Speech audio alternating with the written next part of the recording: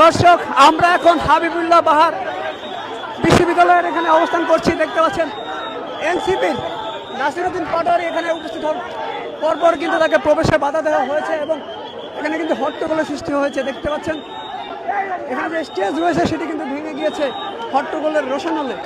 আমরা আপনাদের দেখাতে চেষ্টা করছি। দর্শক, দেখতে পাচ্ছেন